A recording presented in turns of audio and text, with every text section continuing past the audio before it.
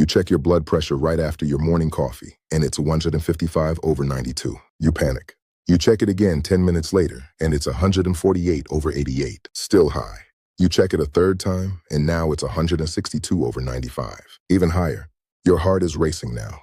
Your hands are shaking, and you're convinced something is terribly wrong. You call your doctor. Maybe they adjust your medication, and you spend the rest of the day worried. Here's what nobody told you. That reading, the one that started this whole spiral, might have had almost nothing to do with your actual blood pressure. The timing was wrong. The circumstances were wrong. And the number you got was about as useful as checking your weight right after Thanksgiving dinner and assuming that's your real weight. I'm Dr. Adevan, a board-certified physician with over 15 years specializing in cardiovascular medicine.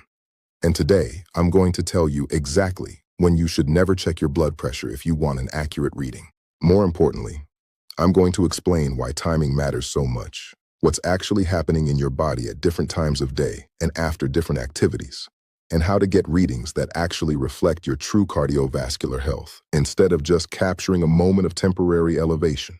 This information could save you from unnecessary anxiety, inappropriate medication changes, and the frustration of chasing numbers that were never real in the first place. Before we go further, here's my standard reminder because it matters. Nothing in this video is personal medical advice for your specific situation.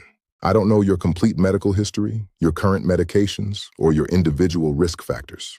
This is educational information based on published research and clinical guidelines. Every decision about your blood pressure monitoring and management should be made together with your own doctor who knows your full picture. What I'm giving you today is knowledge to bring to that conversation, not instructions to replace it. Let me tell you about a patient I'll call Susan. She was 64, had been diagnosed with high blood pressure about a year before she came to see me, and she was meticulous about monitoring. She had a good home blood pressure monitor. She checked regularly, and she kept detailed records. Her previous doctor had adjusted her medications 3 times in 6 months because her home readings kept showing elevated pressures. When Susan came to my office, she brought her log. I looked through it and immediately noticed a pattern. Every single reading was taken within 30 minutes of waking up, and most were taken right after her morning coffee. Every single one. When I asked her why, she said her previous doctor had told her to check her blood pressure in the morning. So she figured first thing was best, and she'd have her coffee while the machine was getting ready. I had her start checking at different times of day, following proper protocol, waiting at least 30 minutes after caffeine, and sitting quietly for 5 minutes before each measurement. Her numbers dropped by an average of 18 points systolic. 18 points. She didn't need more medication. She needed better timing. So let's start with the absolute worst time to check your blood pressure. Right after you wake up and jump out of bed. Your body has been lying flat for hours. Your blood pressure naturally drops during sleep, especially during deep sleep. When you suddenly sit up or stand up, your cardiovascular system has to adjust rapidly. Your heart rate increases, your blood vessels constrict, and your blood pressure spikes to maintain blood flow to your brain against gravity. This is a normal protective response. It's called orthostatic compensation. But if you're checking your blood pressure in those first few minutes after getting up, you're capturing that spike, not your actual baseline pressure. Some people check even worse timing. They check while still lying in bed the moment they wake up. That reading is going to be artificially low because you're still horizontal and just emerging from sleep. Then they get up, feel anxious about the number, and check again standing up, and now it's much higher, and they think something dramatic just happened. What happened was normal physiology being measured at the wrong times. The right approach is to wait at least 30 minutes after waking before checking your blood pressure. Give your body time to adjust to being upright and awake. Use the bathroom first, because a full bladder can raise blood pressure by 10 to 15 points. Sit quietly for at least 5 minutes before taking the measurement. This gives you a reading that reflects your actual morning baseline, not the transition from sleep to waking. Morning readings are important because blood pressure naturally follows a circadian rhythm. For most people, pressure is lowest during sleep, starts rising a few hours before waking, peaks in mid to late morning, stays relatively elevated during the day, drops in early evening, and reaches its lowest point in the middle of the night. This is called the dipper pattern because pressure dips at night. Some people are non-dippers, meaning their pressure doesn't drop normally at night, and this is actually associated with higher cardiovascular risk. But you can't assess any of this if you're checking at random times under random circumstances. Now let's talk about caffeine, because this is one of the biggest culprits in misleading readings. Caffeine causes a temporary spike in blood pressure, typically lasting anywhere from 30 minutes to 3 hours, depending on your individual sensitivity and how much you consumed. The spike can be anywhere from 5 to 15 points or even more in sensitive individuals. If you check your blood pressure within an hour of drinking coffee, tea, energy drinks, or even eating chocolate, you're not measuring your blood pressure. You're measuring your blood pressure plus the caffeine effect. I cannot tell you how many patients I've seen who were convinced their medication wasn't working because they checked every morning right after their morning coffee and got high readings. Once we separated the coffee from the measurement by at least an hour, the readings normalized. Here's what makes this even more confusing. If you're a regular caffeine consumer, your body develops some tolerance, so the effect may be less pronounced than in someone who rarely has caffeine. But it's still there. And if you change your caffeine habits, go from 3 cups a day to 1 cup or from decaf back to regular, your readings will change too. And that change isn't necessarily your actual blood pressure changing. It's the caffeine effect changing. So the rule is simple. No caffeine for at least 30 minutes before checking, and ideally an hour.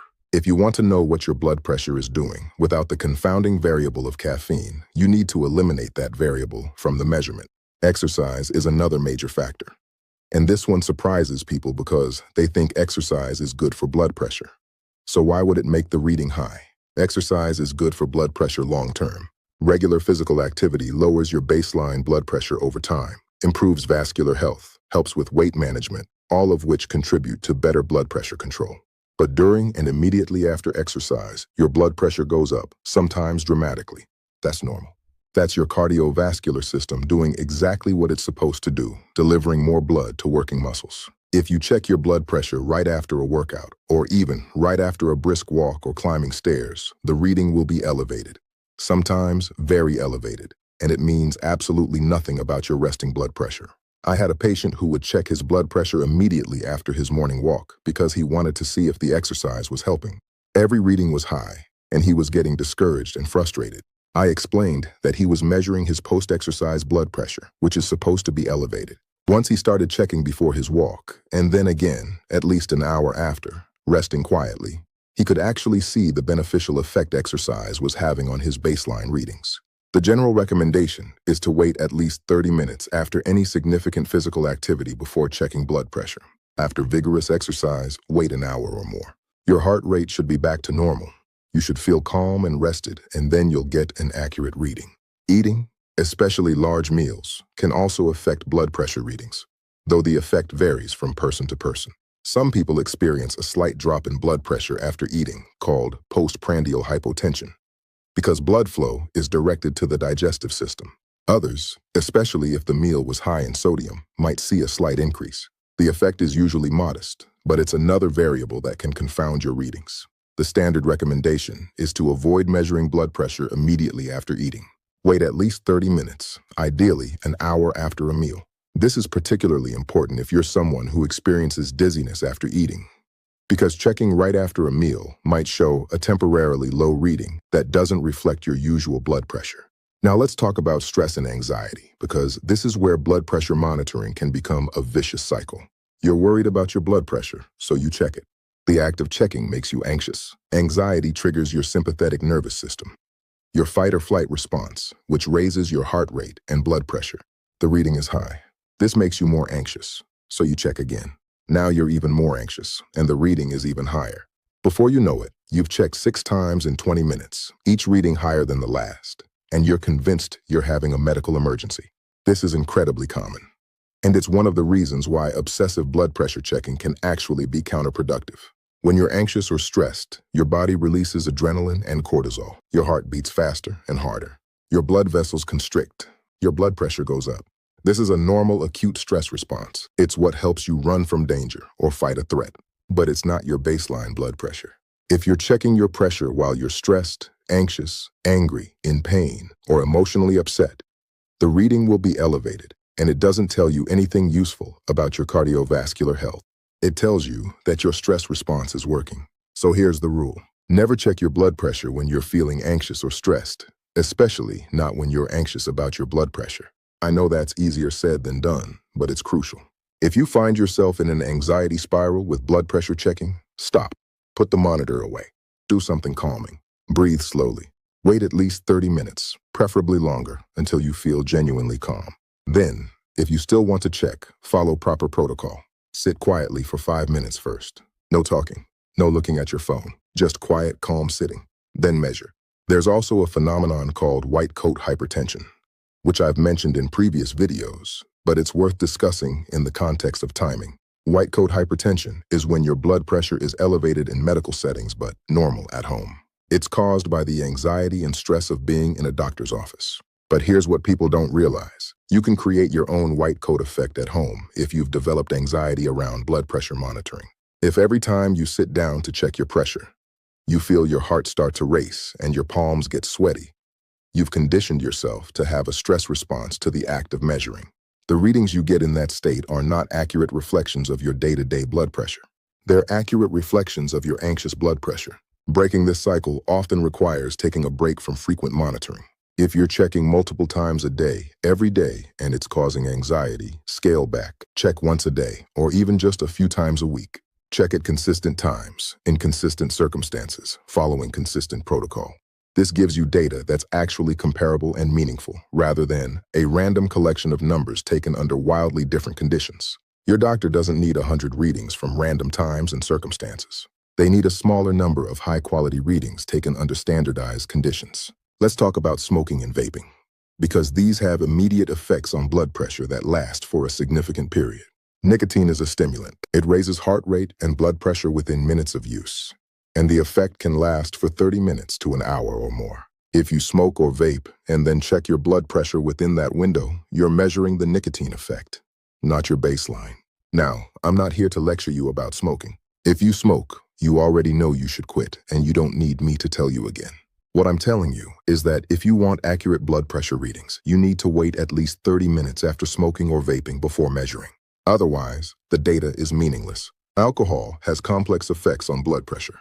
Acutely, a single drink might cause a very slight, temporary drop in blood pressure because alcohol is a vasodilator, meaning it relaxes blood vessels. But as the body metabolizes alcohol, especially if you've had more than one drink, blood pressure can actually rise. Chronic heavy alcohol use definitely raises blood pressure over time. In terms of measurement timing, if you've been drinking alcohol, don't check your blood pressure until the alcohol has been metabolized and you're back to baseline. That means waiting at least several hours after drinking, and ideally checking when you haven't had any alcohol for at least 12 hours or more.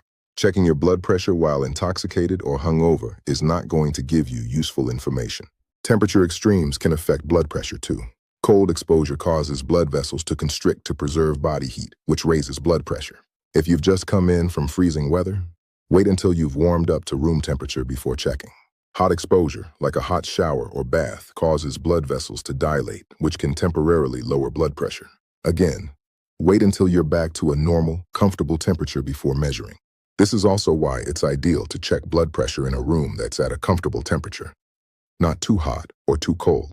Even talking can raise blood pressure during measurement.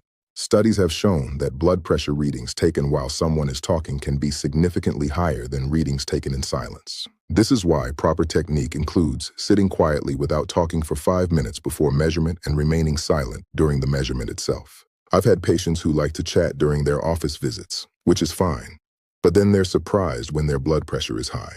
We take it again after sitting silently for a few minutes, and it's normal. The talking was adding 10 or 15 points to the reading. Here's another timing issue people don't think about. Time of day relative to when you take your blood pressure medication. If you take medication once a day in the morning, your blood pressure will be lowest several hours after you take it, when the medication is at peak effect, and highest right before your next dose when the medication is wearing off. This is called the trough effect. If you're checking your blood pressure at different times relative to when you take your medication, you'll get different readings. And this doesn't necessarily mean anything is wrong. It means medication effects vary throughout the day. This is actually why many doctors recommend checking blood pressure both before and several hours after your morning medication. It gives a sense of the range throughout the day and whether the medication is lasting the full 24 hours or wearing off too early. Let me share another patient story. A man I'll call David was 71 and had been on the same blood pressure medication for years with good control. He retired, his schedule changed, and he started checking his blood pressure in the evening while watching TV. The readings were higher than he expected. And he brought this to his doctor, who increased his medication. Then David started feeling dizzy in the mornings. When he came to see me, I asked about his routine. He was taking his medication first thing in the morning, like always. But now he was checking his blood pressure at 8 or 9 in the evening, right before bed, which was when the medication had mostly worn off and his natural evening pressure was rising before his nighttime dip. The readings weren't alarming. They were just higher than his midday readings used to be when he was working and checking during lunch. His actual blood pressure hadn't changed. The timing of measurement had changed. We reduced his medication back to the original dose, and I had him check both morning and evening to see the full pattern. Problem solved. So when should you check your blood pressure? The most standardized approach, and the one most guidelines recommend, is to check twice a day for about a week whenever your doctor wants updated readings or you're adjusting medications. Check once in the morning, before taking medications and before breakfast, but at least 30 minutes after waking up and after using the bathroom. Then check once in the evening, before dinner, or at least an hour after eating. For each measurement session, sit quietly for 5 minutes. Take 2 or 3 readings about 1 minute apart, and record all of them, or take the average. This gives your doctor a comprehensive picture of your blood pressure pattern throughout the day, and because you're following consistent timing and protocol, the readings are comparable and meaningful. You don't need to check blood pressure every day forever unless your doctor specifically asks you to. Once your pressure is stable and well controlled, checking a few times a week or even just periodically is sufficient. Obsessive checking doesn't improve control, it just increases anxiety. Think of it like weighing yourself. Weighing once a week at the same time of day gives you useful trend information. Weighing 10 times a day after every meal and bathroom visit just gives you noise and makes you crazy. Same principle with blood pressure. There are also times when your doctor might specifically want you to check blood pressure, and those instructions override general recommendations. If you're having symptoms like severe headache, chest pain, shortness of breath, or neurological symptoms, and your doctor wants you to check your blood pressure, do it regardless of timing or circumstances. In that situation, the reading helps determine whether you're having a hypertensive emergency that requires immediate medical attention. But that's a different context than routine monitoring for chronic blood pressure management. Here's a practical tip that helps many of my patients. Set a consistent time and create a routine. Same time every morning, same chair, same quiet spot. Make it part of your routine, just like brushing your teeth. This consistency eliminates most of the timing variables we've talked about. You're checking under the same circumstances every time, which makes the readings comparable. You're not wondering whether today's reading is different because you checked earlier or later, or before or after coffee. The routine eliminates those questions. Let me also address the people who check their blood pressure because they feel funny. They feel a headache coming on, or they feel flushed, or they feel their heart racing. So they check. Here's the problem with that. You're selecting for times when you already feel symptomatic, which means your body is already in some kind of heightened state. The reading is going to be higher, but you can't tell if your blood pressure is high because something is actually wrong, or if it's high because you're anxious about the symptom, or because the symptom itself is triggering a stress response. This is called selection bias. You're not getting a representative sample of your blood pressure. You're getting a sample of your blood pressure when you feel off, which is not the same thing. Most people cannot feel their blood pressure. Symptoms like headache or flushing are usually not caused by blood pressure elevations unless the pressure is extremely high, like 180 over 1 to 10 or higher. Mild to moderate elevations don't cause symptoms. So checking every time you feel something is more likely to create anxiety and false associations than to provide useful information. That said, if you consistently notice severe symptoms at the same time as very high blood pressure readings, that's important information to bring to your doctor. But the way to establish that pattern is to check when you feel symptoms and also check regularly when you feel fine, so you can actually compare. If your pressure is 145 over 90 when you have a headache and also 145 over 90 when you feel perfectly fine, then the blood pressure isn't causing the headache. Here's a question I get often. What about checking right before bed? Some people do this out of habit or because they're worried. Checking right before bed is fine if you follow proper protocol and if you're doing it as part of a consistent routine. But for many people, checking right before bed creates anxiety that makes it hard to fall asleep, especially if the reading is higher than expected. Evening readings are often a bit higher than morning readings for some people, and that's normal. But if you don't know that, you might see an evening reading of 138 and panic, even though your morning readings are 125 and everything is fine. This is another reason why working with your doctor to interpret patterns is important. Isolated numbers without context can be misleading. Let me give you a clear protocol you can follow to get the most accurate, useful readings. First, invest in a good quality, validated home blood pressure monitor. Upper arm cuffs are generally more accurate than wrist cuffs. Make sure you have the right cuff size for your arm circumference. Second, check at consistent times, ideally morning and evening, or whatever schedule your doctor recommends. Third, use the bathroom before checking. Fourth, sit quietly for 5 minutes before measuring. No phone, no TV, no conversation. Just sit calmly with your back supported, feet flat on the floor, and arms supported at heart level. Fifth, take 2 or 3 readings, 1 minute apart. Don't panic if the first reading is high. It often is. The second and third are usually lower and more accurate. Sixth, record your readings with the date and time. Many monitors do this automatically. Seventh, bring your log or your monitor's memory to your doctor appointments so they can review the data. And eighth, don't adjust your own medications based on home readings without talking to your doctor first. Home monitoring is information gathering, not self-prescribing.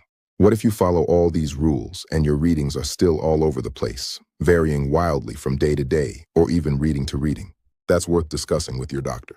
Sometimes it indicates blood pressure variability, which is a recognized phenomenon where blood pressure fluctuates more than usual. High blood pressure variability can be associated with increased cardiovascular risk, and it might warrant different treatment approaches. Sometimes it indicates that your monitor isn't working correctly and needs calibration or replacement.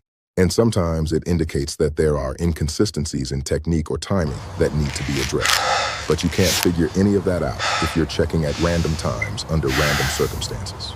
Consistent monitoring reveals patterns. Random monitoring just creates confusion. I want to address one more thing before we wrap up: the anxiety and fear that can build up around blood pressure monitoring. I see this often.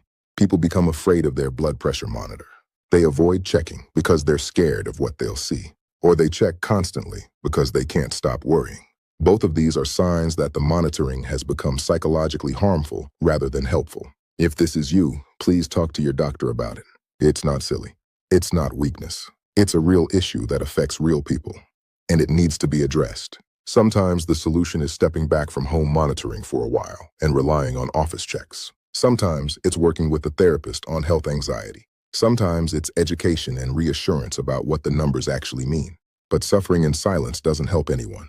Here's what I want you to take away from this. Blood pressure measurement is not magic. It's not capturing some fundamental truth about your health in that exact moment. It's a snapshot of pressure in your arteries at a specific point in time under specific circumstances. Change the circumstances. Change the number. That's not your blood pressure changing in any meaningful way. That's just measurement variability. To get useful information, you need consistency. Same timing, same technique, same circumstances, so that the readings are actually comparable. Random readings at random times under random conditions tell you almost nothing except how to make yourself anxious. If you've been checking your blood pressure at the wrong times, after coffee, right after waking, when you're stressed, right after exercise, don't feel bad about it. Nobody explains this stuff unless you specifically ask, and even then, you often get incomplete information. Now you know, now you can do it right. And now, the readings you get will actually mean something. I'd love to hear from you in the comments. Have you been checking your blood pressure at times that were probably giving you inaccurate readings? Did any of this information surprise you? What's your biggest challenge with home blood pressure monitoring? Let's have a conversation, because your experiences help other people realize they're not alone in this. And if this video gave you practical information that changes how you monitor your blood pressure, please share it. Someone you know is probably making the same timing mistakes and getting stressed about numbers that don't reflect reality. Your share might save them a lot of unnecessary worry. Thank you for watching, for being engaged in your health, and for seeking out information that helps you do things right instead of just doing things. Blood pressure monitoring is a tool, and like any tool, it only works if you use it correctly. Now you know how. Take care of yourself, check at the right times, and remember that you're monitoring blood pressure to empower yourself with information, not to create anxiety. I'll see you in the next video.